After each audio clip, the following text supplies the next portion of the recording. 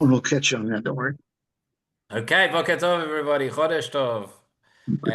So we are back after a brief hiatus because of the war, but we're back once again, learning Torah, learning Masechet Beitza. Of course, we've been learning Torah throughout, just not together. And we are on Masechet Beitza Daf Chav Zayin Amud Bet. We're near the bottom of the daf. We got up to the next Mishnah. We now have a series of Mishnayot dealing with different topics. The common theme right now is that we're dealing with a few. We've been discussing the idea of a behema and shchitat behema. So basically, from that we get onto our current topic, dealing with some prohibitions which are going to be related to uvdin dechol, which are going to be related to weekday activities. We've already seen that, in fact, in one of the previous mishnayot. We saw about carrying the behema and how you should do it in a way that's not going to look like uvdin dechol. We spoke about when you can shecht and when you can't shecht the behema. We spoke about a bechor. Okay. So the Mishnah near the bottom of the page says, "Ein nimnin ala beima lekatchila beyom tov, aval nimnin alea me'elev yom tov v'shochtin u'machalkin beinehem." Okay, so we are not nimnin on a behema lekatchila beyom tov. So what does that mean? Nimnin means sounds a little bit like the word minyan. It's got to do with counting, got to do with establishing yourself. So we know when it comes to a korbanot, for example, the korban pesach. You have to choose which chavura you're going to be part of and where you're going to have your meat, or the korban pesach, before you shecht it, which is why it's always very strange when we begin the Haggadah and we say halachma, right? We say whoever wants to come and eat should come now and join us. And so there are mafarshim who point out that when it came to Pesach, when it came to korban pesach, once you're already sitting down for the meal, you can't let anybody join you because you have to whoever wants can join before you've shechted the korban pesach. But now it's too late. And maybe there's actually a hint of that. Maybe when we say those words in the Haggadah, maybe we're alluding to the fact that we're in a situation whereby Hayikar Chaser Min HaSefer. This is actually throughout the Haggadah. You'll notice the main feature of it is the korban pesach, which is not there. So Chazal in their way are teaching us that without saying explicitly, but showing us that really something is missing. In any event, but that's not what we're talking about here. But that's one type of nimnim. Here, it's something much more mundane. Okay, so yeah, we're not talking about korbanot necessarily. We're just talking about when you have a katsav, you have a butcher, you have a shochet, who's going to go and he's going to shecht an animal and he's going to give the pieces to different people. Now, it's not like today. Today, you walk into the supermarket, you walk into Osherad or Rami Levi or Mitzion or whatever, and you say, give me number 5, give me number 6, whichever piece of meat you want. There are many behemot which have been shechted, and you can go and get your piece of meat. But in those days, we have a behemah. If we shecht it now, we have to allocate the meat. That's the way it worked. Remember, Rabbi Wan has told us many times a story about how his father would be up with the shochet all night. Right? They had trying to figure out how the behemah is going to be kosher or not. Because if that behemah was a treifa, it means the whole city is not going to eat for a month, right? And not going to have meat. So we definitely live in an age of shefa that is unlike anything that those who came before us could have even imagined. But so that's what we're talking about here. The Mishnah is enim min ha-behema. So you have the shochet, you have the behema. So what would happen is everybody would come along and say, okay, I'll take this piece and I'll take this piece and I'll take that piece for however much. And essentially, the shochet is not going to do the shchita until he knows that people want the meat and they're going to pay him. It's a very, very expensive business, this. So that we don't do on Yom Tov. It says, "Ein nimnin ala behema lekatchila beyom tov." We can't establish it. We can't go in and establish the price amongst the different people on Yom Tov for the behema. Right? Rashi says, "Ja, ein nimnin begmar mefresh mahi." I was going to explain exactly what it is because immediately now the Mishnah says that's what you can't do. However, what you can do, aval nimnin alem erev Yom Tov, v'shochtin u'machalkim b'nehem. However, you can come together on erev Yom Tov, and on Yom Tov itself, you can perform the shchita, okay, and then you can allocate the different pieces of meat amongst them. Says Rashi, aval shochet hu atabach belo posek damim. Right, you can do it on Yom Tov without establishing how much each one's going to pay for it. What would be the hava mean that you could do it on Yom Tov? Because you think it's a form of a Kenyan, you're buying something. So all of this, so all of this is an Isur Rabbanan, meaning the whole Isur of Mekach Memkar that we Uh-huh. have is really Nisur Rabbanan in the first place. And the reason for that is it's a gzeirah that we're not going to come down and write. The Ramban, the famous Ramban in Parshat Emor, when he talks about Shabbat, right, and he talks about what Shabbat could look like, would have looked like if it was just the Oraita and not the Rabbanan, and he describes how you would have all the shops would be open and everybody bringing their goods and buying and selling and wearing and working and everything. And the Ramban over there describes at length. It's a very, very relevant Ramban for nowadays. We have all the questions of technology and automation and all sorts of things, right? And the Ramban says over there, you could have a situation whereby you're not violating any specific melacha, but it's not Shabbos, and therefore that's a violation of Shabbaton. So he says that on a Doraita level, you're not keeping Shabbos, even though you haven't violated a specific melacha. It's fascinating Ramban. There's lots of implications for Shabbat, for Shemitah, for many things as well. Okay, but in any event, so that's what we said. So we said, "Ein nimnin ala be'ema lechatchila b'yom tov, aval nimnin alea me'erev yom tov." So the way we should probably read it is like this: "Ein nimnin ala be'ema lechatchila b'yom tov, aval nimnin alea me'erev yom tov." Okay, you can't. In terms of the nimnin, in terms of establishing it, that you can do on erev yom tov, and then we'll say v'shochtinu mechakin beinehem. But you can do that. In other words, the implication seems to be this is how the Gemara is going to learn it, that you could do the shchita and you could do the allocation of the pieces of meat that could still be done on Yom Tov. How? If I don't establish a price for it. Okay, so Rashi says over here, he says, "Avar shoredu ota b'lo posek damim, u'mechakin ota b'nehem," meaning you do the shchita, you give out the meat without saying how much it's going to cost.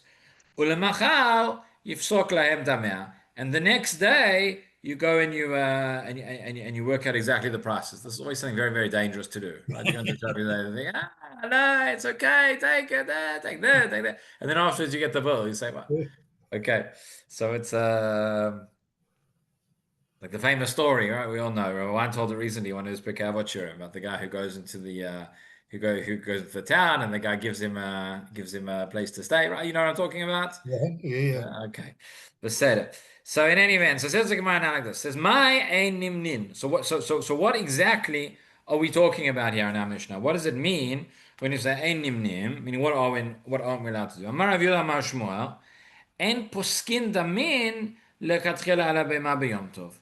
So everything when we said ein nimnim, we are saying that you can't do anything that involves the transaction, that involves the financial aspect of it. Says Rashi, and poskin damim, the mekach umemka b'Shabbat v'yom tov asul. B'Sefer Ezra, okay, we learn this. We see this in Sefer Ezra as well. Then mekach umemka are nisud rabbanan on Shabbat and Yom Tov. Okay, so hechi avid. So what do you do if we're saying that you can't establish the price on Yom Tov, but you can only do it afterwards? So how? But you've already given all the meat out. So how exactly would this work?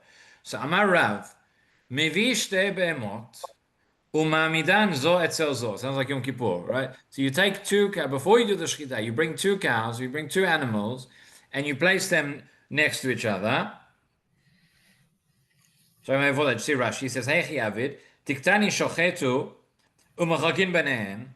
Right? He said you can do the shechita on Yom Tov, and then you can distribute the meat. Hechi avid, how are you going to do this? How are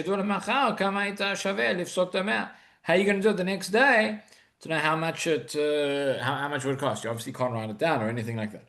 So he says, so what you do is this: you bring shtei be'emot to mamidin zot, bring these two animals and you have them next to each other. Ve'omer zo kazo, and you say this one is like that one. In other words, you find two animals that are more or less the same size. Okay. And then once you know that, so then the one that you've shechted is fine, and then the one that you did it, so you can look at that and you can work out exactly the piece of meat based on the animals you still got left. You can weigh it and you can measure and you can know how much to pay. Right. So Rashi says, yeah, mevi. He says mevi lahem b'yom tov shtei be'emot shavot. You bring two equal animals on Yom Tov. The yomal. And you say, okay, you see that these are the same size. Everybody says yes. Okay, beseder. Lemachar shaminat anotel. The next day, so you make you can't estimate the one that you've already eaten, but you can estimate on the one that is left. Okay. Says the Gemara now continues. Tanya namihachi. We say similarly, lo yom adam lechavero harei nimcha basela, harei nimcha b'shtayim. A person is not allowed to say, I'm with you on this animal, I'll take a seller's worth, and you'll take 2 sellers worth. Right? That you can't say, because that's the amount it costs. But you can say, I'll take half, I'll take a third, I'll take a quarter, I'll take the amount, without saying the amount of money, that's okay. So says Rashi, that's exactly what Shmuel said. Okay. On to the next daf kafchet. Okay, the top of the daf again, the next Mishnah. Still talking about different things in terms of behemoth and meat and weighing and different isurim based on uvdin dachol. So says the Mishnah, Rabbi Yehuda Omer, shokel adam basal keneged akli or keneged akopitz. V'chamim omim ein mashkichin b'kaf mazayim kolika. Okay, so again, we're still dealing with this process of shechting the meat and distributing. And the issue that we have over here is about to do with weighing. Are you allowed to weigh the meat? Okay, there's a whole discussion.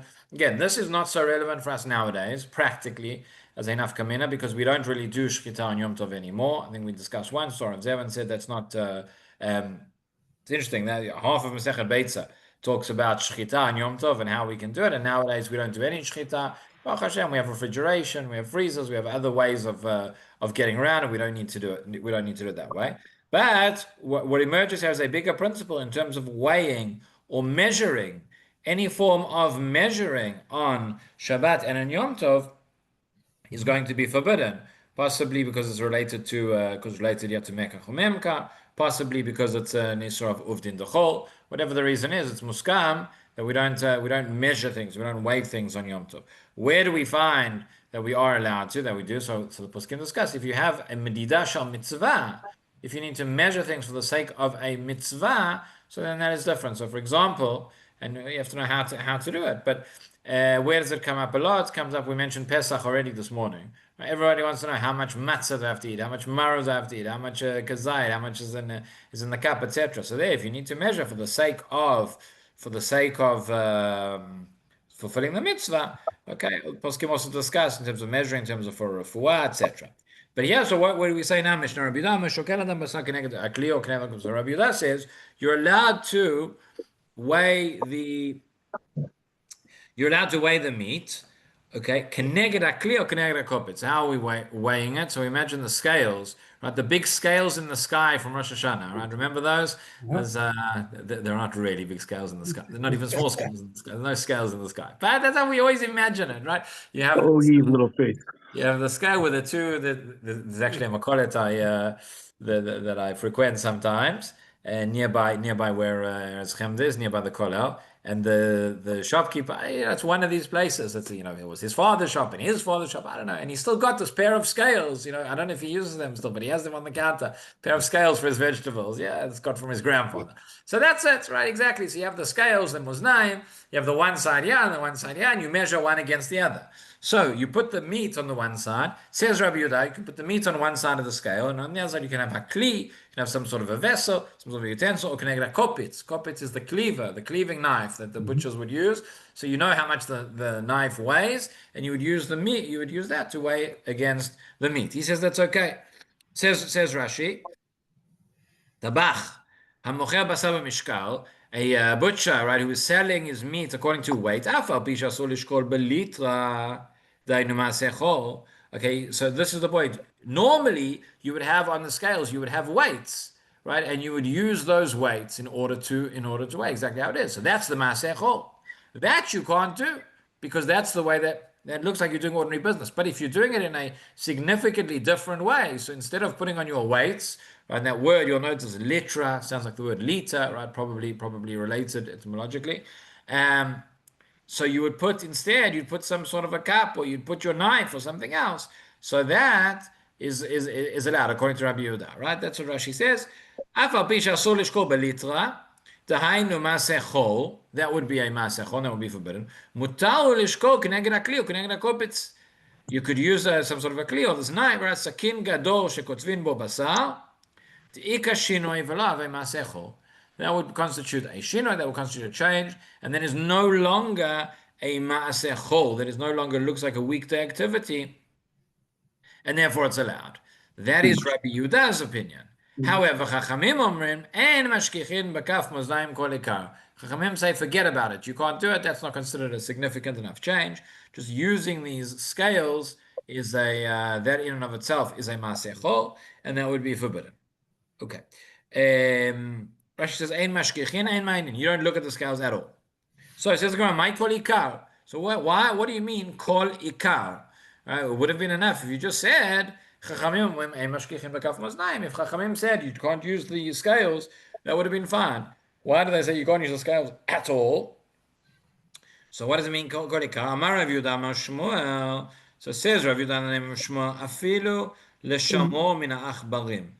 Meaning even if you are, again, we're thankful that hopefully in most places our conditions of hygiene have improved from the days of the Gemara, right? So even if you're using the scale, you're not using the scale to weigh the meat at all. You're using it to keep the meat safe, to keep it safe from mice. You don't have a fridge to put it inside, right? So it says Rashi, "Afilo shamo min achbarim."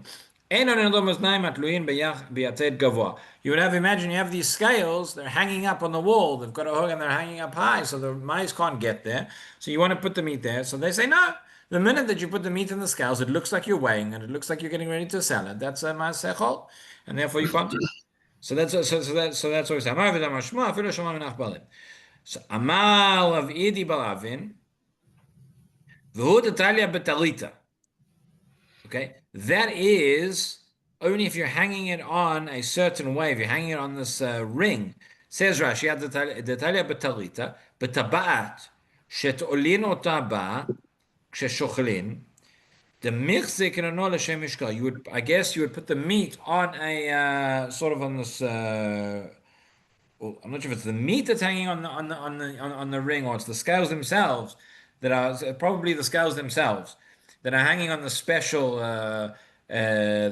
ring. That's the way that you would weigh things. So if it's not like that, but if it's the scales are there in a different way, then that would be acceptable as well. Okay. Next, not only that, but he says tabach uman asur lishkor basar b'yad. Tabach uman asur lishkor basar b'mayim. A tabach uman, so I mean like a professional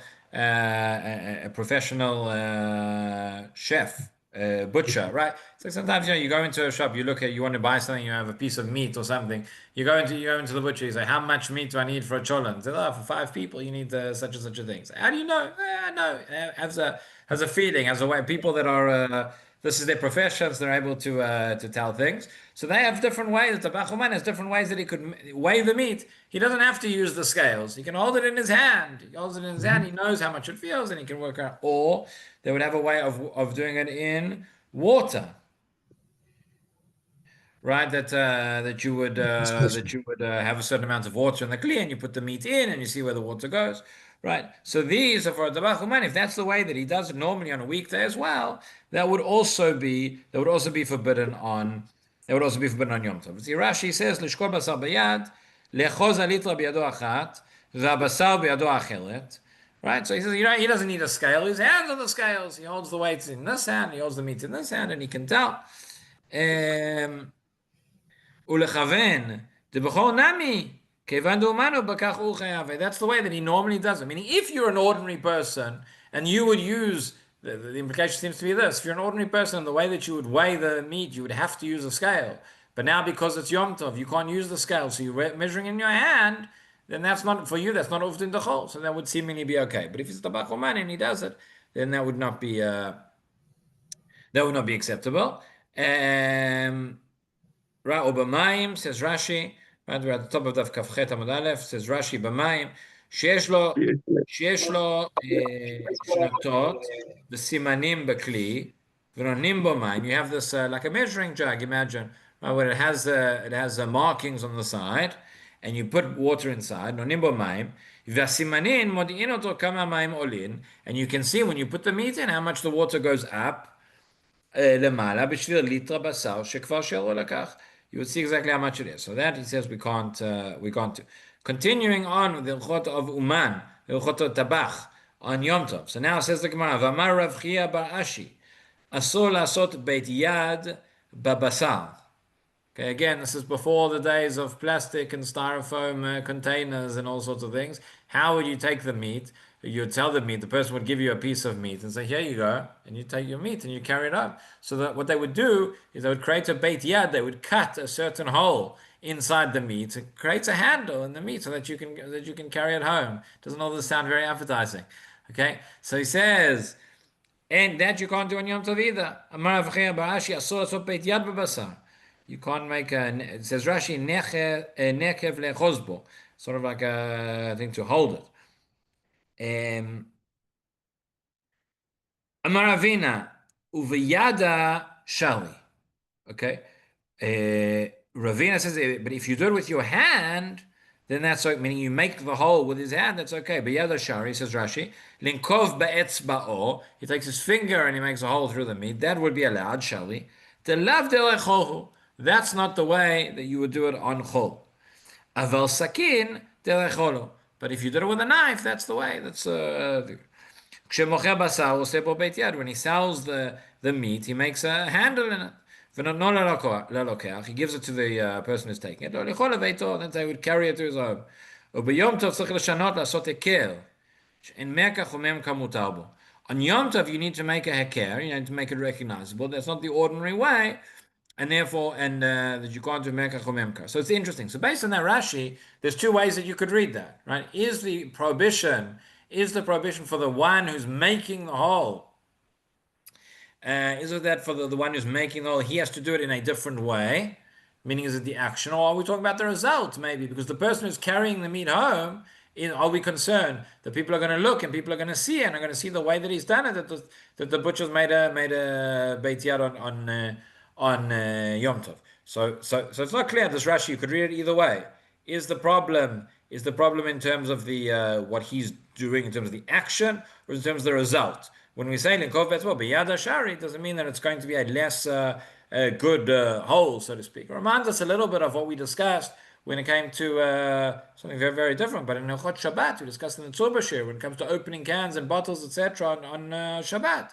Right, so the Gemara says if you have a chavit of yain and you want to open it up, so if you're opening it and you're making a hole that's a nice hole, that's right, that you're going to be able to reuse to open and close, etc., that would be a problem. If you just tear something in a destructive manner just to get the contents out, that would be different. So it's not exactly the same, but it's somewhat reminiscent of that halacha over here, talking about the beit yad in the meat. Okay, so essentially what we've seen here is different restrictions, different prohibitions when it comes to shechting meat and taking it home and buying it, etc. Things related to mekach or memkar, things related to business transactions, or things related to the ordinary way of doing things on weekdays, that would be prohibited on Yom Tov. Obviously, all of this discussion does not apply to Shabbat because you can't have there's no shechita on Shabbat anyway. That's one of the melachot. Okay, the seder. So Arkan, we'll stop there for today. Thank you, everybody. Have a wonderful day. Have a good week of Shabbat Shalom. Chodesh Tov. Thank you. And we will resume next week as usual, but Ezrat Hashem, all being well. Chodesh Tov. Chodesh Tov.